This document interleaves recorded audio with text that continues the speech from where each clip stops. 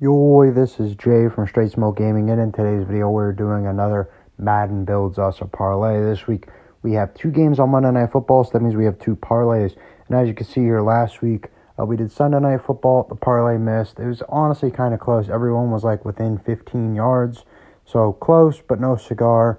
But back this week, we have the Vikings at the Chicago Bears.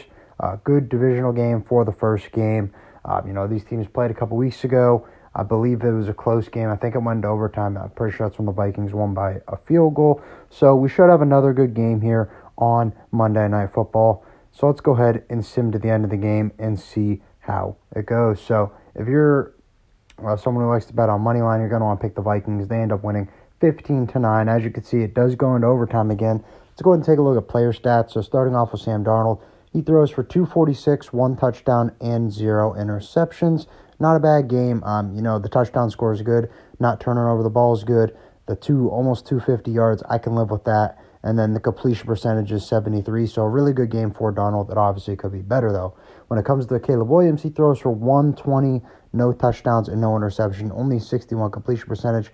The completion percentage is good, but the yards are down. And then the no turnover is good, but you would like to see him get in the end zone, obviously. Let's go ahead and take a look next at rushing. We're going to start with the Minnesota Vikings. So first you got Aaron Jones, 14 attempts for 39 yards. Not a really good stat line here. He does not get in the end zone either. Only averaging about 2.7 yards a carry. So not a real good game for Aaron Jones. So that'll be something to look out for when we're building our parlay. Next up, you got Sam Darnold, not really known for running, but he gives you 7 yards on 3 attempts. I'll take it. He's not really known for running. Cam Akers, 1 attempt for 5 yards, and Jordan Addison, 1 attempt for 5 yards. I do think Cam Akers will get involved a little bit more, especially if he is averaging 5 yards a carry like he did in the simulation. Next up, you got DeAndre Swift, 12 attempts for 51 yards. Pretty good game for Swift in the simulation, averaging 4.2 yards a carry. Does not get into the end zone, though. Then you got Roschon Johnson. I'm not sure if he's exactly healthy or not. So, you could give this to Travis Homer, the backup to Roschon. 4 attempts for 19 yards, averaging 4.7 yards a carry. So that's either going to be Roschon or Travis Homer's line.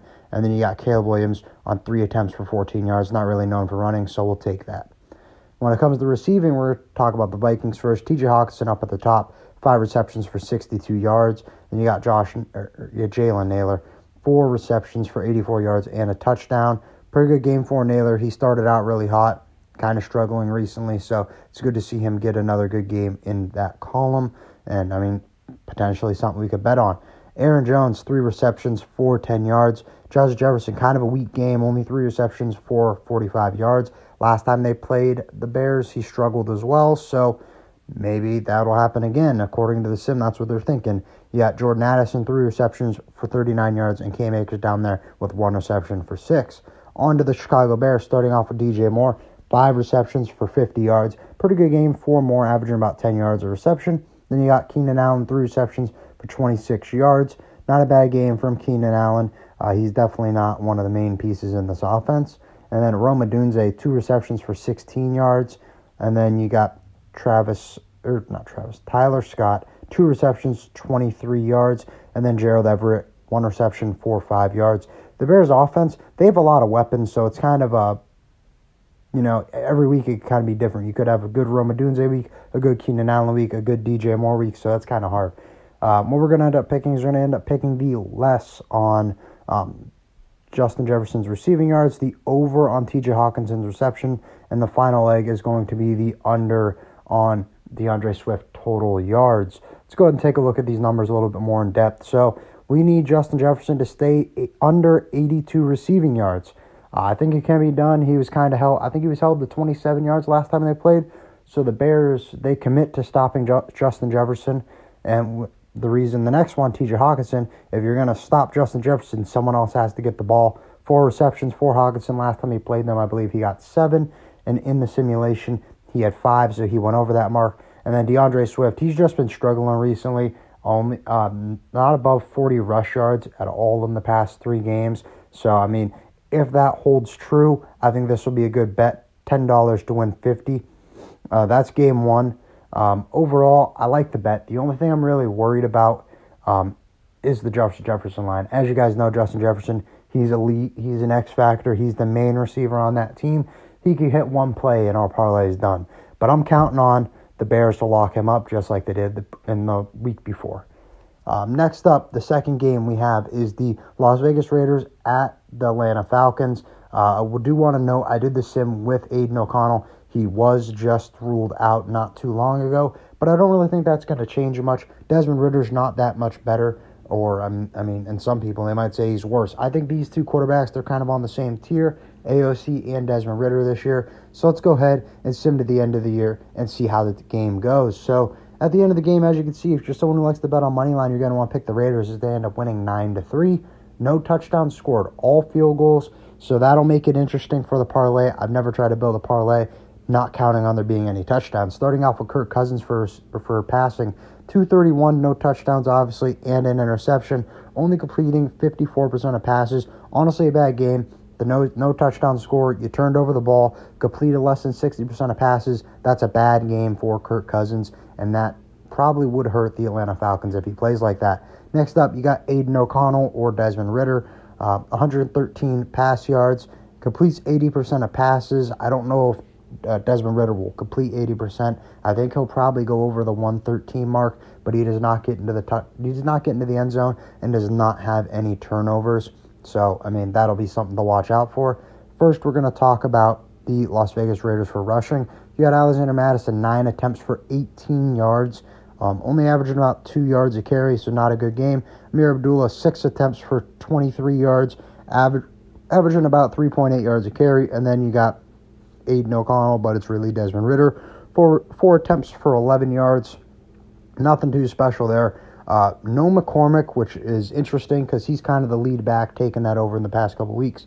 For the Atlanta Falcons, you got Bijan Robinson, 7 attempts for 41 yards. Pretty good game for Bijan, averaging almost 6 yards a carry. Does not get into the end zone, though. And you got Kirk Cousins down there with 5 attempts for 10 yards.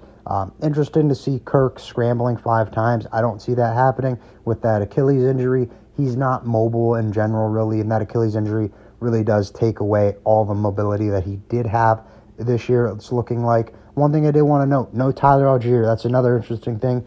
He's a pretty focal point in that offense for the Atlanta Falcons as kind of like the second of the two-headed monster. Next up, taking a look at receiving. You got Brock Bowers at the top. No surprise there. He's pretty much the wide receiver 1, but he's a tight end. You got 3 receptions for 47 yards. No touchdowns, obviously.